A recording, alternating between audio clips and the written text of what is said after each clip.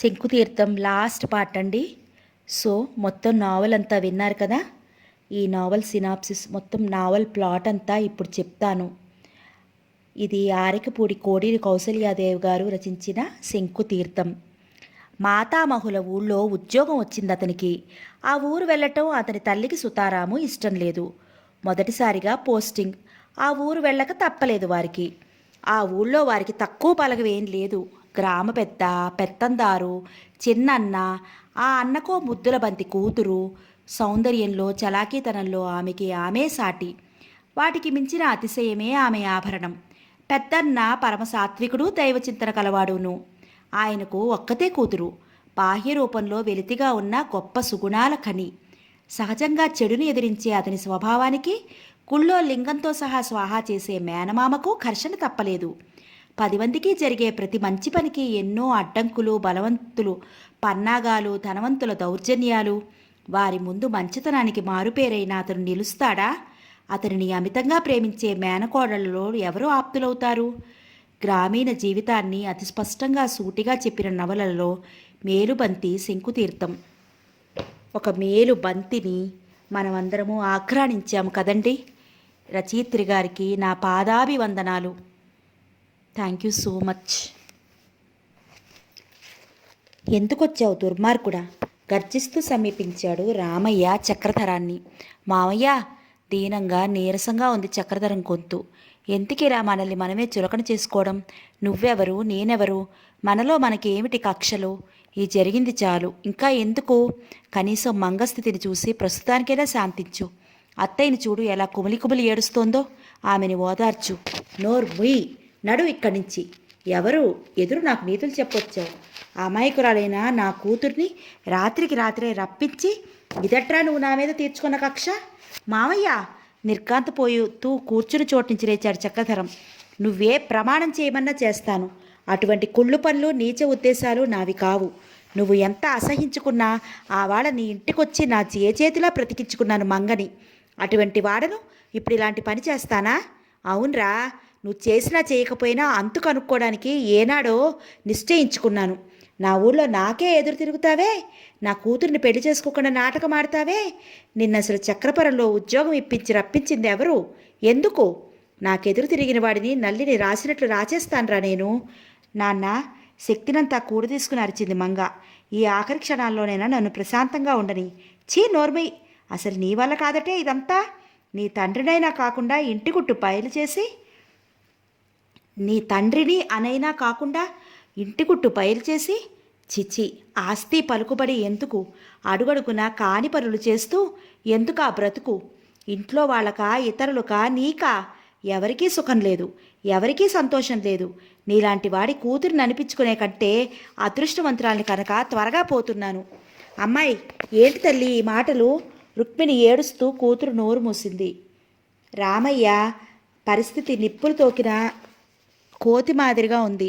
పోవే పో, త్వరగా చావు, పీడైపోతుంది. నలుగురు కొడుకులే చావగా లేనిది ఇక నువ్వెంత? ఏం మాట్లాడుతున్నాడో అతనికే తెలియడం లేదు.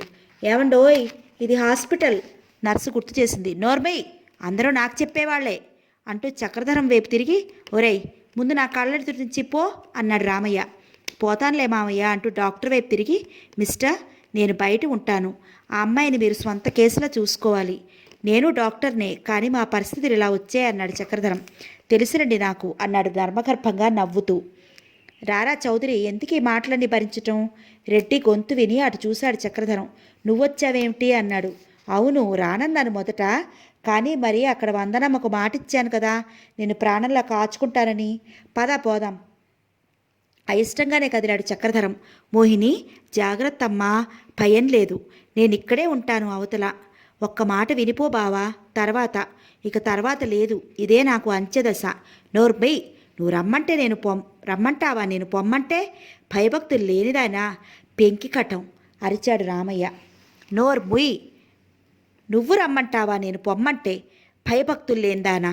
మొండి కటం అరిచాడు రామయ్య.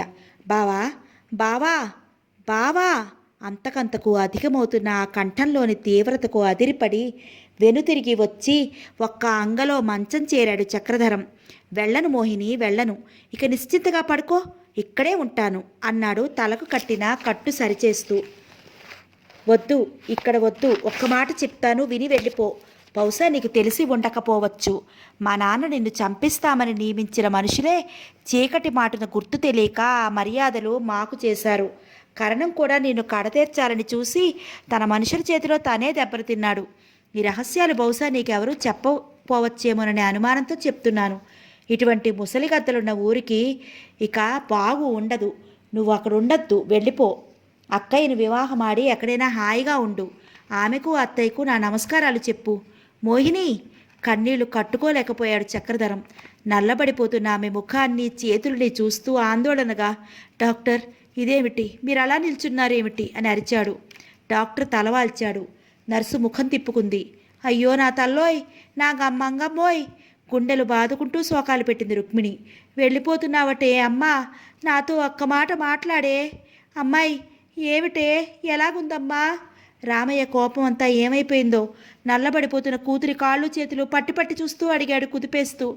ఎగ ఊపిరితో ఒక్కొక్క మాట అనలేక చెప్పింది మంగ. ఏడవద్దు నాన్న. అమ్మా, ఏడవకు. అక్కనెప్పుడూ ఆదరించలేదు మీరు. ఇక ఆమె మీకు కూతురు. బావను అల్లుడుగా పొందాలనుకున్నారు. అతడు పుట్టుకతోనే మీ అల్లుడు. వాళ్ళని బాగా చూడండి. ఉచితానుచితాలు లేకుండా అందరినీ పెట్టిన ఉసురు ఇలాగే మనకు కొట్టింది. ఇంకా నా అనేవాళ్ళు లేరు కదా మీకు. అందరూ ఇక మీ వాళ్లే. అందరినీ బాగా చూడండి. పైనుండి నేను సంతోషిస్తాను. వందనం బావా, వందనం. నమస్కారం చెయ్యబోయిన రెండు చేతులు కలియనే లేదు. తిరిగి నిర్జీవంగా మంచంపై పడిపోయాయి.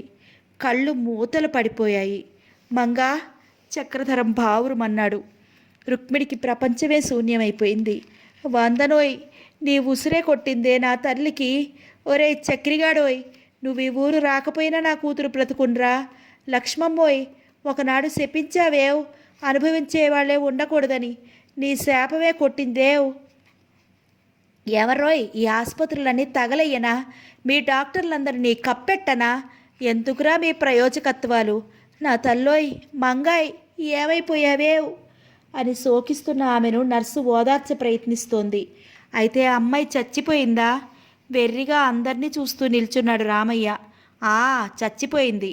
నువ్వే చంపేశావు. రుక్మిణి అతడి మీదకొచ్చింది. భయంకరమైన ఆ నేత్రాలను చూస్తూ ఇది రుక్మిణినే అని నిర్ఘాంతపోయి చూశాడు రామయ్య. నువ్వు కరణం ఏకమై ఎందరినో బాధలు పెట్టారు, ఆస్తులు అపహరించారు. అవన్నీ నా కూతుర్ని కాటేశాయి. హహహ! ఏడుపు మానేసి విరగబడి నవ్వింది రుక్మిణి. కొందరు ఆమె ధోరణికి నిర్ఘాంతపోయి చూశారు. కొందరు భయంతో దూరంగా తప్పుకున్నారు. కానీ అవేవీ గమనించనివాడు ఒక్క చక్రధరమే. విగత జీవి అయిన మంగ పేలముఖం ఇంకా అతడి రెండు హస్తాల మధ్యనే ఉంది. ఎన్నో చావులు చూసిన అతడు, అనేక రకాల ఆక్రందనలు విని ఉన్న అతడు కూడా ఒక ఆత్మీయురాలి మరణంతో విపరీతంగా చలించిపోయాడు. ఏ విచారము లేక ఆడుతూ పాడుతూ ఉండే ఈ లేడిపిల్ల ఏమైపోయింది? తన పరిసరాలన్నిటినీ ఊపేసే ఈ చైతన్య స్రవంతి ఎక్కడికి పోయింది? చక్రీ అని పిలిచే ఆ గులాబీ పెదవులు ఇక కదలవు. తాకితేనే కందిపోతాయేమో అనిపించే ఆ పసిడి పుగ్గల నిగ్గులు మరి లేవు. నువ్వు హెలికాప్టర్ కూడా నడుపుతావా డాక్టర్ అని ఆశ్చర్యంగా తిరిగిన ఆ చక్రాల వంటి నయనాలు మరి చూడవు. తనను మీమాంసలో బంధించి కలవరపెట్టి కవ్వించిన ఆ కళ్ళలో కాంతులు మరి కనిపించవు. మేలిమి బంగారాన్ని కూడా ధిక్కరించిన ఆ మేని మిసమిసలు ఎక్కడ మాయమయ్యాయి? ఇంతసేపు ఇన్ని మాటలు పలికినా ఆ ఆలోచనలు ఎక్కడ దాక్కున్నాయి? నీకు మహాప్రమాదం రాబోతున్నదని వారిస్తూ రాసి పంపిన ఆ మృదులాంగుళాలు అంత నల్లబడిపోయాయి ఏంటి? బావ జాగ్రత్తను ఆలోచించడంలో తన జాగరూకతను విస్మరించిందా? ఏమిటి జీవితాలు? ఎక్కడి నుంచి వస్తున్నాయి? ఎక్కడికి పోతున్నాయి? ఎందుకు బ్రతుకుతున్నాయి? మానవ జీవితపు క్షణభంగురత్వం గురించి లోకాన్నే విస్మరించి ఆలోచిస్తూ తాత్కాలిక వైరాగ్యంలో మునిగిన చక్రధరం అమాయకంగా తన మెడను నొక్కేస్తున్న చేతులని, ఆ చేతుల గాజులను చూసి కొంచెం ఈ లోకంలో పడ్డాడు. నువ్వే చంపేశావురా నా కూతుర్ని. నువ్వే చెప్పిన మాట విని ఉంటే నా కూతురు చచ్చిపోదురా అంటూ రుక్మిణి చక్రధరం గొంతును బలంగా రెండు చేతులతో నొక్కేస్తోంది. నర్సు, డాక్టరు, రెడ్డి అతి ప్రయాసతో విడిపించ ప్రయత్నించారు. అప్పటికి చక్రధరానికి ఆ చేతులను వదిలించుకుందామన్న ధ్యాసే లేదు. ఇంకా అతడి చేతులలో మంగ శుష్కవదనమే ఉంది. ఎలాగైతేనేం అందరూ కలిసి రుక్మిణి పట్టు వదిలించగలిగారు. ఆసుపత్రిలోని ఇతర డాక్టర్లు, నర్సులు అందరూ పోగయ్యారు. ధర్మయ్య, ప్రకృతులు కూడా వచ్చారు. అందరూ సానుభూతితో మంగ మంచం చుట్టూ నిల్చున్నారు. సర్జన ఆజ్ఞతో రుక్మిణిని నలుగురు కలిసి దూరంగా ఎక్కడికో తీసుకుపోయారు. మెంటల్ షాక్, మతి భ్రమించింది అని చెప్పుకున్నారు డాక్టర్లు. వాళ్ళల్లో వాళ్ళు అనుకున్నట్లు ఒక నర్సు మెల్లగా చక్రధరం చేతులను తొలగించి మంగ శరీరాన్ని ఆపాదమస్తకం ధవళ వస్త్రంతో ఆచ్ఛాదించింది. అప్పటికి చక్రధరం కొంత నిజ ప్రపంచంలో పడ్డాడు. మరొక్కసారి ఆ వస్త్రాన్ని తొలగించి మంగ తల నిమురుతూ those whom God loves die young అని తనలో తాను అనుకుంటూ మెల్లగా తిరిగి కప్పేశాడు. 2 కన్నీటి బొట్లు అతడి నేత్రాల నుండి జారి మంగ నుదుటిపై పడ్డాయి. మిస్టర్, అనునయం కంఠస్వరంతో శేఖర్ మెల్లగా చక్రధరం భుజం తట్టాడు. లేవండి, తర్వాత సంగతి చూడాలి. లే బాబు, విచారించి లాభం లేదు. ఈ చావులు అర్థాలు తెలిస్తే ప్రపంచమంతా తెలిసినట్లే. ధర్మయ్య చక్రధరాన్ని లేవదీశాడు. యాంత్రికంగా లేచి నిల్చుని తలెత్తిన చక్రధరం ఎదురుగా రామయ్య చేతులకు బేడీలు చూసి నివ్వెరపోతూ ఒక అడుగు వెనక్కి వేశాడు. ఏంటిది అని అడిగాడు చుట్టూ కలయి చూస్తూ. అడుగుతూనే మరింత నీరు కారిపోయాడు. ఓ మూల కరణం కూడా రామయ్య ఉన్న స్థితిలోనే ఉన్నాడు. ఇద్దరిని 4 వ్యక్తులు కాపలా కాస్తున్నారు. అందరూ డాక్టర్లు, నర్సుల్లాగే ఉన్నారు. వారిలో ఒకరు ముందుకు వచ్చి ఐడెంటిటీ కార్డు తీసి చక్రధరానికి చూపాడు. విస్మయం నుండి తేరుకున్న చక్రధరం యాంత్రికంగానే అతడితో కరచాలనం చేశాడు. తర్వాత మెల్లగా అన్నాడు, ఇటువంటి సందర్భంలో ఏంటిది? అతడు చెప్పాడు, మిస్టర్ చక్రధర్రావు, సందర్భాలకు మేమేం చేయగలం? వాటితో మాకు నిమిత్తం లేదు. ఇప్పటికి పక్షం రోజులుగా రాజధాని నుంచి వచ్చిన మేమందరం మీ చక్రపురంలో వివిధ వేషాలతో తంటాలు పడుతున్నాం విషయాలు కూపీ తీయడానికి. పల్లెటూరై ఉండి మీ ఊళ్ళో ఉన్నన్ని గొడవలు మరెక్కడా ఉండటం మా అనుభవంలో చూడలేదు. ఇప్పటికి 1 ఏడాది పైనుంచి చక్రపురం మా క్రైమ్ బ్రాంచ్ దృష్టిలో ఉంది. కానీ మీరు ఈ ఊరు ఉద్యోగార్థం వచ్చిన ఈ 3 నెలల నుంచి ఇంకా రిపోర్ట్లు ఎక్కువయ్యాయి. మీ విధి నిర్వహణ సరిగ్గా లేదని, రోగులు విపరీతంగా చనిపోతున్నారని, మీ నడవడిక సరిగా లేదని రోజుకొక రిపోర్ట్. మున్సబుపై కరణం ఫిర్యాదు, కరణంపై మున్సబు రిపోర్టు. ఇద్దరూ కలిసి ఊళ్ళో మరికొందరిపై పితూరి. ఈ ఊరి మున్సబు కరణాల పాలన బాగుండలేదని ఈ ఇద్దరిపైన మరొక పార్టీ ఫిర్యాదు. ఇక్కడ బ్లాక్ స్థాపించారన్న మాటే కానీ దానిని సద్వినియోగం చేసుకున్నట్లు కనిపించదు. మిగిలిన అన్ని సమితుల తాలూకు మారుమూల ఊళ్ళల్లో కూడా ఎలక్ట్రిక్ లైట్లు, నీళ్ల కుళాయిలు, హై స్కూళ్ళు, మంచి రహదారులు ఒకటేమిటి అనేక విధాల అభివృద్ధి చేసుకుంటుంటే మీ సమితిలో ఊళ్ళు మాత్రం ఉన్న చోటనే ఉన్నాయి. ఇక్కడ ఏ ఆఫీసరు 6 నెలలు మించి పనిచేయడం లేదు. ఎవరూ ఈ ఊరిని గురించి బాగా చెప్పరు. తక్కిన సమితుల నుండి ఇంకా ఆ సదుపాయం కావాలి, ఈ సౌకర్యం కావాలి అని అభ్యర్థనలు వస్తుంటే మీ సమితి నుండి ఉన్నవి ఉపయోగించుకోలేక లేని సమస్యలు సృష్టిస్తూ ఒకరు అనేక ఆరోపణలతో, చిరిపికయ్యాలతో రిపోర్ట్లు ఒకరిపై ఒకరు. ఈ ఒక్క చక్రపురం ప్రజల మూలాన సమితిలో మిగిలిన గ్రామాల ప్రజలు కూడా సౌకర్యాలు లేక బాధపడుతున్నారు. అధికారులు విసిగెత్తిపోయి చివరికి ఈ పని మా క్రైమ్ బ్రాంచ్కి అప్పచెప్పారు. మాకు ఎవరైనా సమంగా విషయం చెప్పారనా? ఏ కేసు విషయంలోనూ మేమింత శ్రమ పడలేదు. పల్లె ప్రజలు అమాయకులనేది మీ ఊరికి నప్పదు. సరే, మునసపు కరణాలు చెప్పనక్కర్లేదు. మాకు చూపించే రికార్డు ఒకటి, అసలు రికార్డు వేరొకటి. రికార్డుల్లో చచ్చాడని నమోదు చేసిన వ్యక్తిని ఆరా తీయగా అసలు ఈ ప్రపంచంలో పుట్టనే లేదని తెలిసింది. అదే మీపై కేసు ఎంక్వైరీ. ఇక ఏం చెప్పను, ఒకటి మాత్రం చెప్తున్నాను సంతోషంగా, మీపై వచ్చిన రిపోర్టులన్నీ అసత్యాలని తేలిపోయింది. మీరు నిశ్చిత్తంగా ఉండండి. తలవాల్చి బరువుగా నిట్టూర్చాడు చక్రధరం. బాధావమానాలతో నిండిపోయి ఉన్న అతడి మానసిక స్థితి కృతజ్ఞతలు తెలిపే జ్ఞానాన్ని కూడా కోల్పోయింది. తిరిగి అతడే చెప్పాడు, నన్ను మీరు గుర్తుపట్టలేదు, కానీ అనేక వేషాలలో మీ దగ్గర కూడా చాలాసార్లు వచ్చాను. అవును, కంఠం విన్నట్లే ఉంది. మీ నిర్దోషిత్వాన్ని, మంచితనాన్ని స్వయంగా నిర్ధారణ చేసుకున్నాను. అలాగే ఇతరుల విషయాల్లోనూ జరిగిందనుకోండి. కానీ రాత్రి సంఘటనలు మా పనిని కొంచెం తేలిక చేశాయి. మీకు బాధాకరమే కావచ్చు, కానీ మనం ఏమీ చెయ్యలేము. ఏ పరిస్థితిలోనైనా మా విధి నిర్వహణ మాకు ముఖ్యం. ఉదయం మీతో పాటు మేము ఒక్కొక్కళ్ళమే ఇక్కడికి చేరుకున్నాం. ఇక్కడ డాక్టర్లుగా, నర్సులుగా మళ్ళీ అవతారాలు ఎత్తాం. ఇక్కడ అందరూ మాట్లాడినవి టేప్ రికార్డర్ అయిపోయాయి. ఇక ఎవరూ చేయగలిగింది ఏమీ లేదు. మీరు సానుభూతి తెలియపరుస్తున్నాం అంతే. సెలవు మరి. చక్రధరం నిగ్రహించుకోలేకపోయాడు. సార్ ప్లీజ్ బ్రతిమలాడుతున్నాను. కన్న కుమార్తె చనిపోయింది. తండ్రిని ఇప్పుడే తీసుకుపోతారా? కనీసం తర్వాత తతంగం అయ్యాక ఆయన.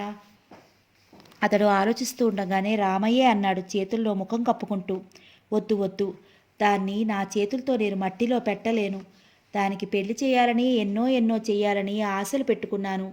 ఈ పాపిష్టి చేతులు ఏమీ చెయ్యలేకపోగా అంత్యక్రియలు మాత్రం ఎందుకు? నీ చేతులు మంచివి చక్రధరం. నీ చేతులతోనే కాని దాని ఆత్మ శాంతిస్తుంది. నన్ను అసహించుకుంటూ చచ్చిపోయింది. చూడలా నువ్వు? నేను పనికిరాను. నువ్వే చెయ్యి. నా వల్ల ఎన్నో కష్టాలు భరించావురా చక్రధరం. ఇది కూడా అలాగే అనుకో. ఇక మీ అత్తకు నువ్వే దిక్కు అంటూ త్వరగా తీసుకుపోండి నన్ను అని సిఐడి అధికారులను తొందర చేశాడు రామయ్య. చేతులకి సంకెళ్లతో వారి వెంట నడుస్తున్న మేనమామను చూడలేక కళ్ళు మూసుకుని వెనుతిరిగి నిల్చున్నాడు చక్రధరం. మామూలు చావు కాదు కనుక మంగశవాన్ని పోస్ట్మార్టం చేసి మరీ అప్పగించారు. ఆ తతంగం అంతా అయ్యేసరికి మధ్యాహ్నం 3 గంటలైంది. గోపన్న శవాన్ని అతడి తాలూకా వారు తీసుకుపోయారు. మన ఊరు తీసుకుపోదామా అన్నాడు రెడ్డి. ఎందుకు? అతి నెమ్మదిగా విచారంగా అన్నాడు చక్రధరం. మట్టిలో కలిసిపోయేదానికి ఎక్కడైతే ఏంటి, మన పిచ్చి గాని. మరి ఎవరూ మాట్లాడలేదు. మౌనంగా ఏర్పాట్లు చేయసాగారు ఆఫీసర్, రెడ్డి, ధర్మయ్య. శ్మశానం నుండి తిరిగి వచ్చేవరికి చాలా రాత్రి అయింది. ఎందరూ ప్రయత్నించినా చక్రధరం చేత పచ్చి నీళ్లైనా త్రాగించలేకపోయారు. తనలో తను మదన పడుతూ చెయ్య చేరాడు. ఆదిలోనే అమ్మ చెప్పింది ఇక్కడ ఉద్యోగం అనర్థహేతువని. ఆ సమయాన ఏ శనిదేవత నెత్తిమీద తాండవం ఆడుతోందో. ఏ విషయంలోనూ అమ్మ మాటకి ఎదురు ఆడని నేను మొండి ధైర్యంతో ఆమె మాట మీరాను. నాకేం భయం అనుకున్నాను, కానీ నా వల్ల ఇన్ని అనర్థాలు సంభవిస్తాయని, ఇంత చరిత్రకు నష్టమవుతాయని ఏ ఊహామాత్రంగానైనా భావించలేకపోయాను అని అమితంగా పశ్చాత్తాపపడుతూ ఏ తెల్లవారుజామునో కళ్ళు మూసిన అతడికి చిత్రమైన కల వచ్చింది. మాధవయ్య, లక్ష్మీదేవి, మోహిని ఆకాశ మార్గాన ఎక్కడెక్కడికో అంతకంతకు పైపైకి వెళ్ళిపోతున్నారు.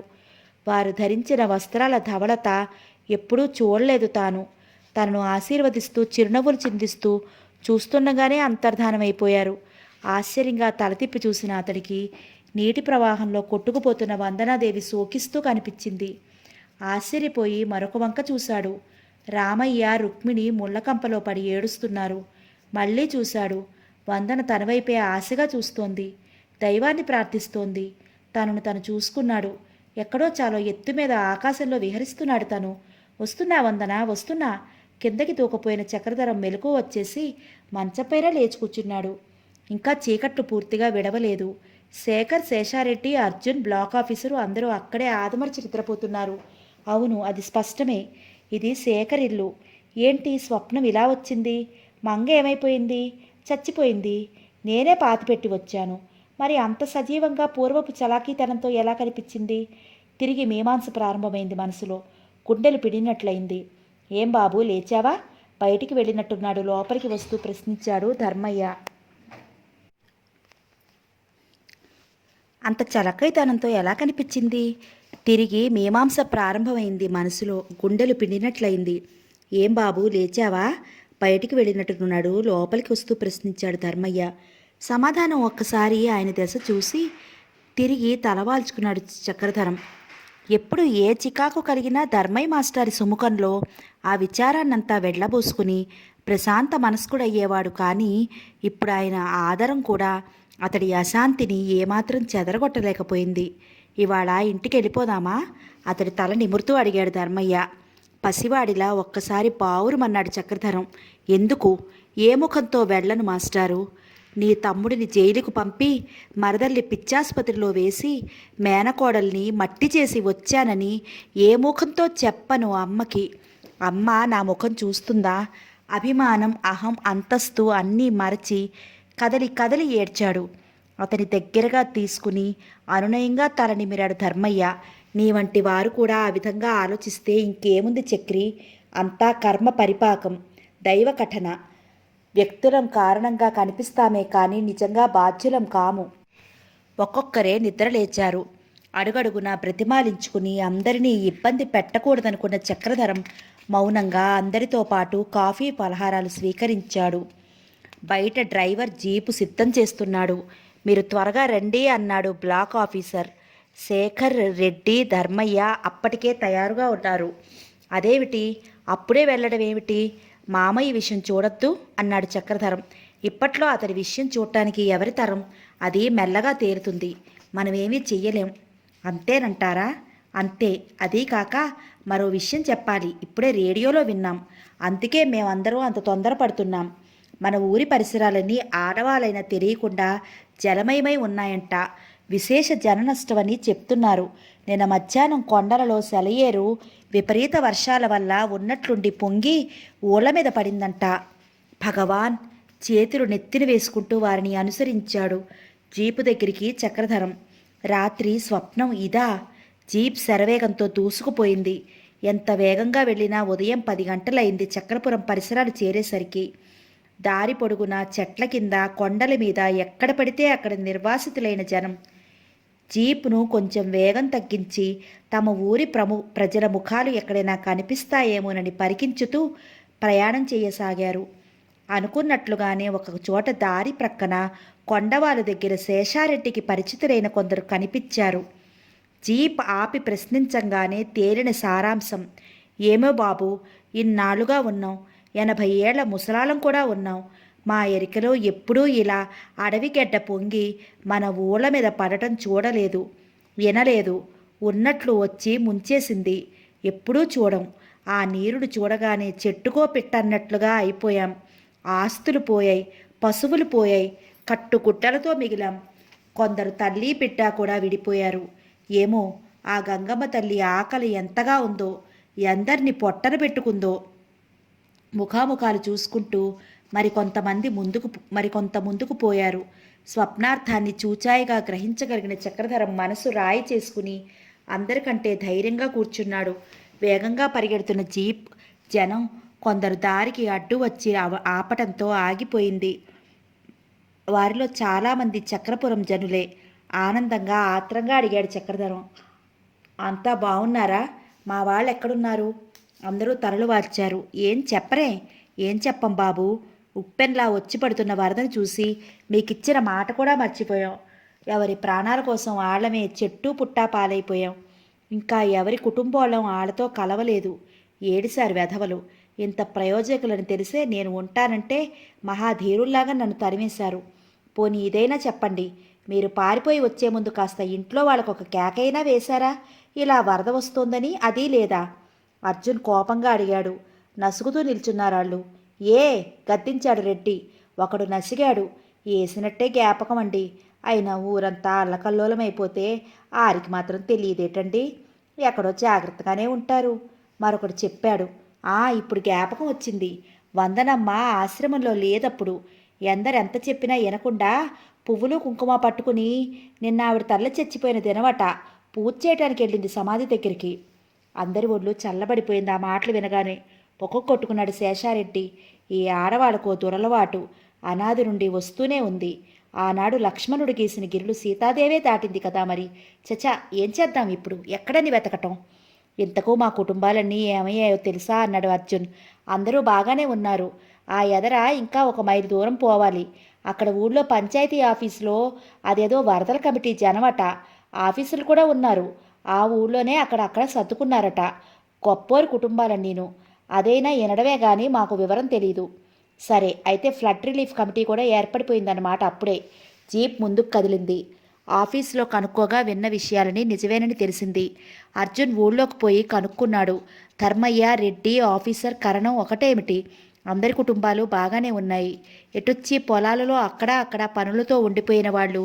అయ్యో ఎక్కడికి పోము, ఇది మనం పుట్టిన పెరిగిన గడ్డే అనుకుని ఇళ్ళు వదలి రాని వాళ్ళు జాడలేరు. ఆస్తులు పోయినా ప్రాణాలు ముఖ్యమని పారిపోయిన వారంతా పొరుగుళ్ళు వచ్చి బాగానే ఉన్నారు. పశు నష్టం మాత్రం విపరీతంగా ఉంది. ఆశ్రమంలోని 3 వ్యక్తులు మాత్రం ఎవరికీ తెలియదు ఏమయ్యారో. బొత్తిగా అదురుపాటుగా నిల్చున్న పాటున పరిగెత్తటం వలన ఒకరి ధ్యాస ఒకరికి లేకపోయింది. కొందరు ఇళ్ల కప్పుల మీద, వృక్షాల మీద ఎక్కి ప్రాణరక్షణ చేసుకోవడం సహజం. వారు వెలికిరానంత మాత్రాన ఏమో అయిపోయారని కంగారు పడనక్కర్లేదు. అటువంటి రక్షణార్థమే హెలికాప్టర్లు వచ్చి ఉన్నాయి. ఆహార పదార్థాలతో కూడా 1 గంటలో బయలుదేరుతున్నాయి. మీరు ధైర్యంగా ఉండండి అన్నాడు ఫ్లడ్ రిలీఫ్ కమిటీలో ఆఫీసర్. చక్రధరం ఆ ఆఫీసర్కు తనను తాను పరిచయం చేసుకున్నాడు. తన విద్యా ఉద్యోగ విషయాలు, విమానాలు నడపడంలో లోగడ తనకు గల నేర్పు అనుభవాలు క్లుప్తంగా చెప్పాడు. నా స్థితిని ఇంతకంటే చెప్పలేను. ఒక్క ముక్కలో నేను సర్వం కోల్పోయాను. కానీ ఒక్క ఆశాదీపం మాత్రం మనసులో మెరుస్తూ ఉంది. నా తల్లి, భార్య మా చక్రపురంలో ఉండాలి. వారిని వెతుక్కుంటున్నాను. దయచేసి హెలికాప్టర్ ఒకటివి నన్ను నమ్మి నాకివ్వండి. ఆఫీసర్ వదనంలో ఆశ్చర్యం స్పష్టంగా ప్రస్ఫుటమైంది. ఇతడెవరు? మతి ఉందా లేదా అన్నట్లుంది అతడి చూపు. చక్రధరం వాలకం కూడా అందుకు తగినట్లే ఉంది. మీ మనుషులు వెళ్ళేటప్పటికి ఇంకా ఆలస్యం అవుతుంది. అదీకాక పైనుండి నీటిలో మునిగి ఉన్న ప్రదేశాన్ని గుర్తుపట్టగలగాలి. వారికంటే నేను ఆ పని తేలిగ్గా చేయగలను. ప్లీజ్ నన్ను నమ్మండి. బ్లాక్ డెవలప్మెంట్ ఆఫీసరు శేఖరు కూడా నచ్చచెప్పిన తర్వాత కొంత జాలి కరిగి ఆ ఆఫీసర్ కడకు అంగీకరించాడు. గొప్ప సంతోషంతో అతడి కృతజ్ఞతలు తెలిపి హెలికాప్టర్ల దగ్గరికి నడిచాడు చక్రధరం. ఒకదానిని పరీక్షిస్తుండగా కొద్ది దూరంలో విశ్రాంతి తీసుకుంటున్న పైలట్స్లో ఒకడు లేచి గబగబా దగ్గరికి వచ్చాడు చక్రధరం అని సంబోధిస్తూ. ఓ జయరాం, నువ్వేనా? అతన్ని చూసి సంతోషంలో ప్రఫుల్లమైన వదనం తిరిగి విషాదాధిచితమైంది. విషయం విన్న జయరాం చాలా బాధపడ్డాడు. విశ్రాంతికేం పద, నేను వస్తానన్నాడు. వస్తావా? అవును. అమృతం పెట్టిన వందనాదేవి గారిని, అమ్మలా ఆదరించిన ఆశ్రమాన్ని మర్చిపోగలనా? ఆ వాళ్ళ తిని వెళ్ళాను. ఇవాళ ప్రత్యుపకారం చేస్తాను అని బయలుదేరాడు. మెల్లగా హెలికాప్టర్ గాల్లోకి లేచింది. పావుగంటలో అనుకున్న ప్రదేశం చేరారు. కానీ ఎక్కడి చక్రపురం? ఒక మాదిరి డాబాలు కూడా మునిగిపోయాయి. ఊరి మొత్తానికి ఉన్న 2 మేడలపై అంతస్తులు, అక్కడక్కడ వృక్షాగ్ర భాగాలు మాత్రం కనిపిస్తున్నాయి. ఆ నీటిపైనంతా ఏక నదిలాగా కెరటం వస్తోంది. రామయ్య మేడ ప్రేతకళతోనే ఉంది. 2వ దాంట్లో అయినా మనుషులు లేరు. ఎంత వెతికినా చెట్ల మీద, ఇళ్ల మీద మనుషులు కనిపించడం లేదు. మొత్తం ఊరి మీద 3 సార్లు వలయం చుట్టింది హెలికాప్టర్. కడకు ఊరు దాటి పొలాలపై ఎగరసాగింది. చూడండి, ఆ చెట్టు మీద ఏవో దుస్తులు కనిపిస్తున్నాయి. ఎవరో ఉన్నారనుకుంటాను, జయరాం అన్నాడు. పరీక్షగా చూశాడు చక్రధరం. అవును, రంగురంగుల దుస్తులు. స్త్రీయే అనుకుంటాను అంటూనే క్షణం ఆ చెట్టు దగ్గరికి పోనిచ్చి నిచ్చెన కిందకి దింపాడు. శబ్దం విని పైకి చూసిన ఆ యువతి మొదటి భయంగా చూసింది. ఆ నిచ్చెన పట్టుకో, పైకెక్కిరా, శక్తి కొలితే అరిచాడు జయరాం. ఆ యువతి ఆనందంతో అలాగే చేసింది. కానీ ఆమె వందన కాదు, ఊళ్ళోని ఎవరో యువతి. మేకలు కాస్తున్నాను బాబు. ఇక్కడ నిన్న మధ్యాహ్నం ఉన్నట్టుండి నీరు ఉప్పెన్లా వచ్చి మూసేసింది. దారిలేక ఈ చెట్టెక్కి ఏ దేవుడైనా రక్షించకపోతాడా అని చూస్తున్నాను. ఓ పక్క ఆకలి, ఇక అలాగే మాడి చావాలనుకుంటుంటే మీరెవరో దేవుళ్లాగే వచ్చారు అంటూ దండం పెట్టింది ఆ యువతి. జయరాం జేబులు తడిమి బిస్కెట్లు ఇచ్చాడు. ఆ యువతి ఆనందం చెప్పతరం కాదు. ఆ ముఖం చూడాలే గాని. హెలికాప్టర్ని పోనిస్తూ అంతవరకు మౌనంగానే ఉన్న చక్రధరం అడిగాడు. అయితే అమ్మాయి, నువ్వు నన్ను గుర్తుపట్టలేదా? ఆమె బిస్కెట్లు తింటూ ఒక నిమిషం పరీక్షగా చూసింది. మీరా డాక్టర్ బాబు? అంతగా సిక్కిపోయారేంటి? తలకా కట్టేటి? అందుకే ఆనవాళ్ళు పట్టలేకపోయా. పోన్లే గాని, మా ఆశ్రమంలో అమ్మగారు వారు ఏమైపోయారో నీకేం తెలియదనుకుంటాను. ఒక క్షణం ఆలోచించిన ఆమె, నాకేం తెలియదు బాబు, కానీ మేకల్ని చేలోకి తోలుకొట్టేటప్పుడు వందనమ్మరు చూశాను. అక్కడ శ్మశానం కడ తులసి కోటకి పూజ చేస్తుండాది. ఓ, ఏదో జ్ఞాపకం వచ్చినట్లన్నాడు చక్రధరం. దారిలోనే కొందరు మనుషులు ఆ విషయం చెప్పారు. నేను మర్చిపోయాను ఈ కంగారులో అంటూనే ఊరికి దక్షిణం వైపుగా తిప్పాడు హెలికాప్టరు. అరెరే, ఎవరో పాపాయి పాపం ఉయ్యాలతో సహా కొట్టుకుపోతోంది అన్నాడు జయరాం. చక్రధరం కూడా చూశాడు. పాపం, ఎలా ఇప్పుడు? పెద్దవాళ్ళైతే నిచ్చెన పట్టుకుని ఎగరపాకుతారు. పసిపాప ఎలా? మాట్లాడుతూనే జయరాం వైపు చూసి చక్రధరం, జయ, డ్రైవింగ్ నువ్వు తీసుకో, నేను ఈదగలను. కిందకు దూకి ఆ పాపను నేను తెస్తాను అన్నాడు. ఒక క్షణం చూసి జయరాం అన్నాడు, నేను ఈదగలను, కానీ నీ మెదడు బొత్తిగా పనిచేయడం లేదు కనుక జాగ్రత్తగా ఉండు. అటువంటి పనులేమీ చేయకు. నేను నిచ్చెన మీదకు దిగుతాను. నువ్వు ఆ ఉయ్యాల దగ్గరికి పోనిచ్చి కాస్త కిందకి దింపు. నేను ఆ బేబీని తొట్టిలోంచి నిచ్చెన మీద నుండే అందుకుంటాను.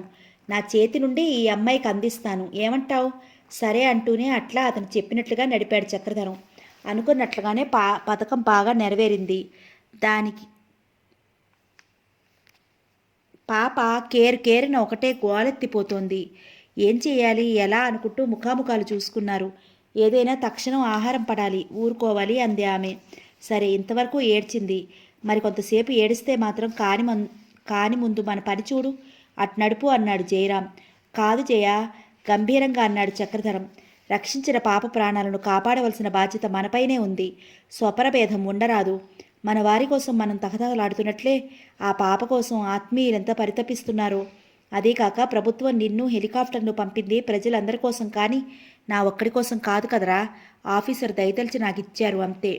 ఎంత మంచి మనసులా చక్రధరం నీది అంటూనే ఇదేంటి ఇటెక్కడికి పోతున్నాం అడిగాడు. అదిగో ఆ దూరాన కొండల మీద చూడు జనం ఉన్నట్లున్నారు, కదులుతున్నట్లున్నారు అటు ఇటు. వాళ్ళకెవరికో ఈ పిల్లని అప్పగించేసి ఈ అమ్మాయిని కూడా అక్కడ దింపేద్దాం. బహుశా మన వాళ్ళ ఆచూకీ కూడా అక్కడ దొరకవచ్చు.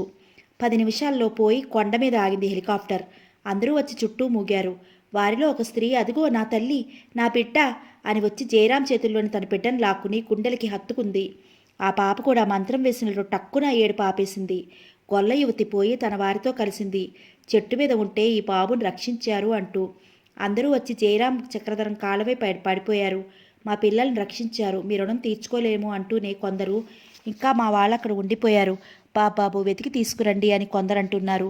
విసిగిపోయారు స్నేహితులిద్దరూ. ఇదిగో వెళ్తున్నాం తీసుకొస్తామంటూ తమకు తెలిసిన వారి కోసం కలయి చూస్తున్న వారికి పరమేశ్వరం కనిపించాడు. ఒక చెట్టు కింద విచారంగా ఎటో చూస్తూ పరం ఒరేయ్ పిలిచాడు చక్రధరం. విచారంగా తలవాల్చుకుని వచ్చాడు పరమేశ్వరం. నువ్వేమడుగుతావో నాకు తెలుసు, అందుకే చెప్పలేక ఇక్కడ నిల్చున్నాను. ఏం జరిగింది త్వరగా చెప్పు. అతడి చేతులు పట్టుకున్నాడు చక్రధరం. మన ఊరు మొత్తం మీద పెద్ద జననష్టం ఏమీ జరగలేదు. అందరూ ఇక్కడకు అక్కడకు పోయి సుఖంగానే ఉన్నారు. ఎటొచ్చి 4-5 హరిజనులు, ఎక్కడో కదలలేని ముసలమ్మలిద్దరూ. చట్ జయరాం అడ్డు తగిలాడు. ఆ సూదంతా మాకెందుకు? వందనగారు వాళ్ళు ఎక్కడున్నారో చెప్పు. అదే వాళ్ళు అజలేరు. ఆశ్రమంలో మనుషులెవరూ బ్రతికి బయటపడ్డట్టు లేదు. ఆ చక్రధరం నిస్పృహతో అంతకంటే మాట్లాడలేకపోయాడు. నీ బుద్ధి పోగొట్టుకున్నావు కాదు ఇటువంటి విషయం అంత మెల్లగా చెప్పడం. పరమేశ్వరంపై విసురుతో పదరా చక్రధరం మళ్ళీ వెతుకుదామన్నాడు జయరాం హెలికాప్టర్ వైపు నడుస్తూ. ఇంకెందుకు నెత్తిన చేతులు వేసుకుని నిస్పృహతో అన్నాడు చక్రధరం. అట్లా నిరాశపడకు లే, నీ మంచితనమైనా నీ వందన నీకిస్తుంది అని ధైర్యం చెప్తూ ఎలాగైతే తిరిగి చక్రధరాన్ని హెలికాప్టర్లోకి ఎక్కించి ఈసారి డ్రైవింగ్ తాను తీసుకున్నాడు జయరాం. నువ్వు దారి మాత్రం చెప్తూ ఉండు అని రయ్యను ఒక్కసారిగా లేవదీశాడు పైకి. తిరిగి 15 గంటల్లో చక్రపురం పరిసరాల్లో ఉంది హెలికాప్టర్. ఇదే కదూ జనభూమి. నువ్వు జాగ్రత్తగా చూడు, నేను నీ ఇంటికి దగ్గరగా పోనిస్తాను అంటూ కిందకి దింపి వలయాకారంగా తిప్పసాగాడు జయరాం. 2 నిమిషాలు చూసి పద అలా కొంచెం ఎదరికి పోరి, అక్కడ ఆ ఎత్తు దిప్పల మీద చూడు. జయరాం కూడా అటు దృష్టి సారించాడు. అవును, ఆ గోరీపై ఎవరో కూర్చున్నట్లుంది కదూ ఆ చెట్టు కింద దిప్ప మీద. మరుక్షణంలో హెలికాప్టర్ అక్కడ ఉంది. గోరీపై కూర్చుని 2 మోకాళ్ల మీద ఆనుకున్న చేతులపై తలవాల్చుకుని కూర్చుంది ఒక స్త్రీ. వందనే, సందేహం లేదు. ఆ జరీ పువ్వుల ఆకాశ నీరపు చీర వందనదే. సంతోషంగా అరిచాడు చక్రధరం. అవును, ఇప్పుడు గుర్తొస్తోంది. మా అత్తయ్య సమాధి ఇదే. ఇటు చూడదేంటి? హెలికాప్టర్ను కిందకి పైకి దింపుతూ అన్నాడు జయరాం. అదే నేను చూస్తున్నానంటూ చక్రధరం వందనా అని సాధ్యమైనంత పెద్ద గొంతుతో అరిచాడు. ఆ కేక ఆమెకు వినిపించినట్టు లేదు. కానీ కొద్దిసేపటికి బలవంతంగా తలెత్తిన ఆమెను చూసి వందనా అని ఆశ్చర్యానందాలతో అరుస్తూ త్వరగా నిచ్చెన కిందకి దింపాడు. కొద్దిసేపు ఆశ్చర్య విభ్రాంతులతో అట్లనే కూర్చుండిపోయింది వందనాదేవి. కడకు నిచ్చెన మొదటి నుంచి అరుస్తున్న చక్రధరాన్ని గుర్తుపట్టగలిగింది. నీరసవదనం విప్పారింది. త్వరగా లేచి అతడు చెప్పినట్లే ఆ నిచ్చెనను 2 చేతులతో గట్టిగా పట్టుకుంది. హెలికాప్టర్ వేగం తగ్గి కొంత పైకి లేచి మెల్లగా ప్రయాణించసాగింది. అతి ప్రయాసతో చక్రధరం సాయంతో ఒక్కొక్క మెట్టే ఎగబరాకి లోపలికొచ్చింది వందనాదేవి. వందన ఆప్యాయత ఉట్టిపడగా దగ్గరికి తీసుకున్నాడు చక్రధరం. బావా కన్నీటితో అతడి చేతుల్లో వాలిపోయిన వందన వెంటనే స్పృహ తప్పిపోయింది. అయ్యో వందనా, వందనా ఆమెను పట్టి కుదిపివేశాడు చక్రధరం. కంగారు పడకు అంటూ వారించాడు. అంతా చూస్తూనే ఉన్న జయరాం నీరసంతో ఆనందంతో శోష వచ్చినట్లుంది. త్వరగా మన ఆఫీస్కి పోనిస్తాను, అక్కడ మన వాళ్ళంతా కూడా ఉన్నారు కదా. మరి మా అమ్మగారు మామయ్య వాళ్ళ సంగతి ఏంటి? జయరాం మొదట మాట్లాడలేదు. కాసేపటికి అన్నాడు, డ్రైవింగ్ నువ్వు చూసుకో, నేను దిగిపోతాను, ఈది చూస్తాను ఆశ్రమంలో. వద్దు, మా అదృష్టం ఎలాగుంటే అలా అవుతుంది. ఈ వరదకి భూమి గోడలు కూడా నాని ఉంటాయి. ఏ గృహం ఎప్పుడు నేల కూలుతుందో, ఏ వృక్షం ఎప్పుడు పెళ్లగిచ్చుతుందో తెలీదు. ఏమీ పర్వాలేదు, నేను వెళ్ళగలను. వద్దు స్థిరంగా అంటూ తల అడ్డంగా తిప్పాడు చక్రధరం. వెళ్ళినా లాభం ఉండదు, నాకు తెలుసు. నా స్వప్నం యథార్థమే. అమ్మ లేదు, మావయ్య లేడు, ఇక ఎవరిని వెతకాలి? త్వరగా వందననైనా బ్రతికించుకొని నన్ను. వస్తున్న దుఃఖాన్ని బిగపట్టి కంపిస్తున్న పెదవులను పళ్లతో నొక్కి ముఖం ప్రక్కకి తిప్పుకున్నాడు. ఏమిటా స్వప్నం? ఏమీ లేదు, త్వరగా పోని. సరే, వేగం హెచ్చించాడు జయరాం. 10 నిమిషాలు గడిచాయి. కిందకి చూస్తున్నావా అడిగాడు జయరాం. లేదు, ఏ అంటూనే కిందకి పరికించిన చక్రధరం 2 నావలు తిరుగుతున్నాయి. బహుశా మన కమిటీ వాళ్ళవే అయి ఉంటాయన్నాడు. అవును, నా మాట విని చక్రధరం, నేను ఒక నావలోకి దిగిపోతాను, నువ్వు డ్రైవింగ్ తీసుకో. ఆమె గారితో నువ్వు నేను దిగగానే చక్రపురం వెళ్ళిపో మన వాళ్ళ వరకు. సరే. జయరాం స్థానం చక్రధరం తీసుకున్నాడు. వందనను పక్కగా పరుండపెట్టి నిచ్చెన కిందకి దింపుకుని జయరాం జాగ్రత్తగా ఒక నావలోకి దూకాడు. నావ ఒక్కసారిగా అటు ఇటు ఊగి మళ్ళీ సర్దుకుంది. అందులో ఆఫీసర్లతో పాటు శేషారెడ్డి కూడా ఉండటం చూసి తృప్తిగా నిట్టూర్చుతూ నిచ్చెనని పైకి మడిచేసి మెల్లగా హెలికాప్టర్ను పైకి తీసుకుపోయి వేగం హెచ్చించాడు చక్రధరం. చూస్తుండగానే నావలోని వారికి ఆ హెలికాప్టర్ కనుమరుగైపోయింది. సేద తీరి కష్టసుఖాలను ఒండరులతో చెప్పుకుని పరితపిస్తున్న వందనా చక్రధరాలను కిన్న వదనాలతో సమీపించారు రెడ్డి మొదలైన బృందం.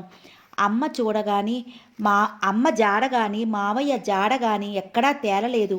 శక్తివంచన లేకుండా వెతికామని చెప్పారు. విష్ణుమూర్తి చక్రధరం విషాదమూర్తి చక్రధరం ఏమీ మాట్లాడలేదు.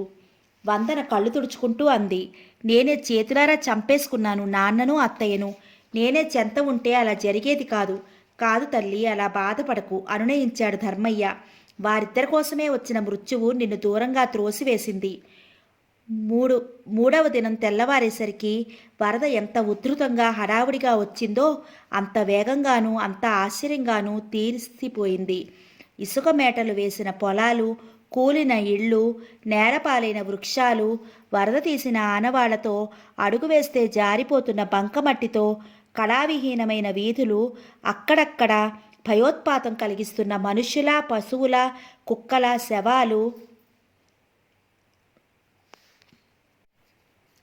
మనుష్యులు నిల్చున్నపాటుగా పారిపోగా, వీధి పాలై వరదలో పడి కొట్టుకుపోగా, మిగిలి మట్టిలో కూరుకుపోబడిన సామగ్రి ఒకటేమిటి, ఆ భీతాంగమంతా వర్ణించశక్యం కానిది. నదీమ తల్లి విశ్వరూపంలో విలయతాండవం చేసిన చిహ్నాలన్నీ, మంచి చెడులన్నిటినీ ప్రక్షాళన చేసేసి వెళ్ళింది. ఏడ్చేవారు, అంతకంటే అనర్థాలు జరగనందుకు సరిపెట్టుకుని ఆనందించేవారు, భయోద్వేగాలతో మరేమీ కనవలసి వినవలసి ఉందోనని ఆందోళన చెందేవారు, ఎటు చూసినా విషాదమే. ఎవరి జాడపోయినా ఎవరిని చూడపోయినా ఆహాకారాలే. కళతరిగిన ప్రకృతి, ఎదరగిన ప్రజ. మాధవయ్య ఆశ్రమమంతా మూకగా ఏడుస్తున్నట్లు ఉంది. పడిపోగా మిగిలిన చెట్లు విచారంగా తలలు వాల్చి ఉన్నాయి. తులసికోటంతా మట్టి కొట్టుకుంది.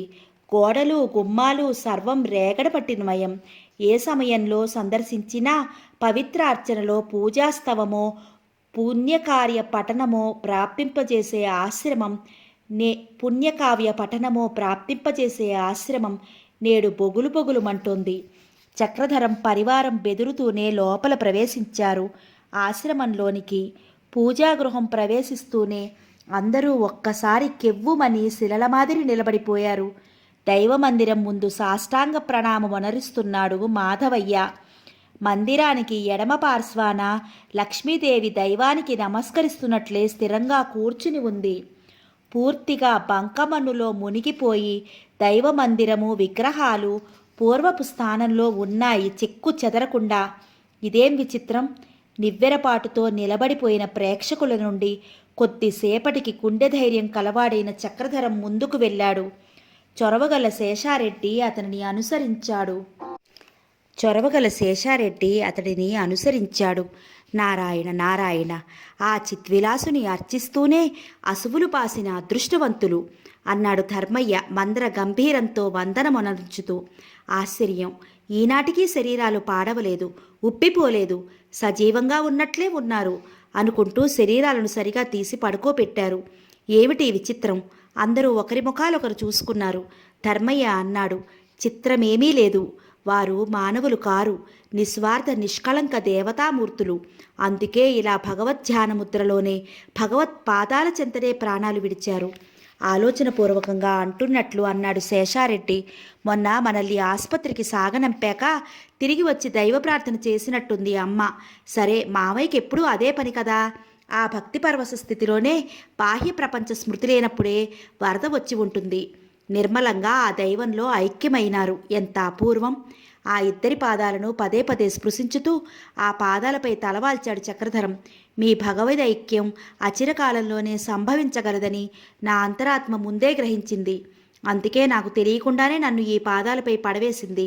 మీ అపూర్వ ఆశీర్వాదాలు పొందడం తర్వాత లభ్యం కాదని వెళ్లే ముందు మీ అమృత హృదయాల ఆశీర్వాదాలను లభింపచేసింది మాకు.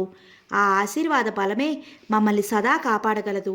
అప్పటికి ఆ ప్రశాంతమూర్తులే ఎల్లప్పుడూ నా నేత్రాలలో నివసిస్తాయి.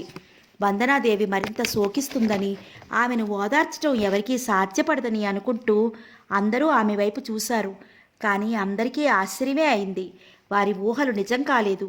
నిశ్చలంగా దైవ మందిరానికి అభిముఖంగా నిలిచి అవనత నేత్రయై నమస్కార బద్దురాలై నిర్మల మంద్రస్వరంతో దైవాన్ని ప్రార్థిస్తోంది.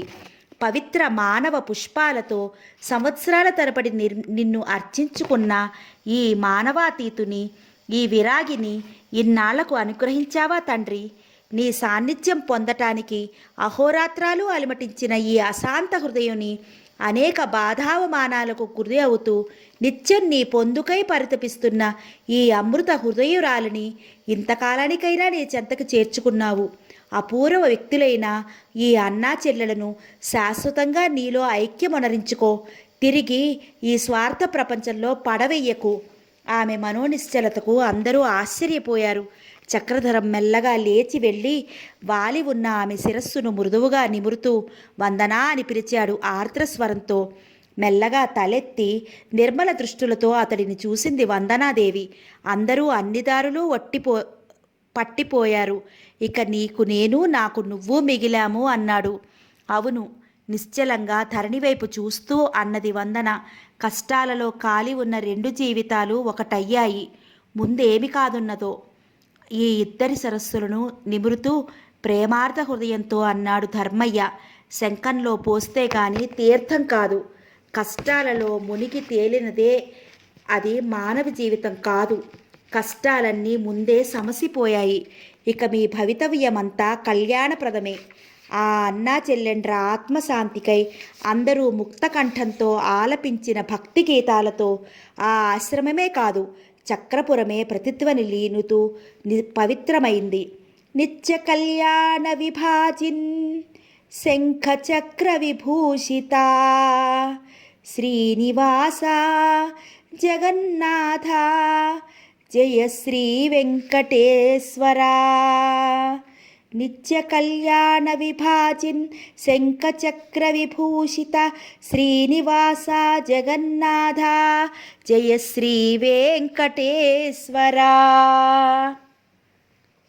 శంకుతీర్థం శుభం.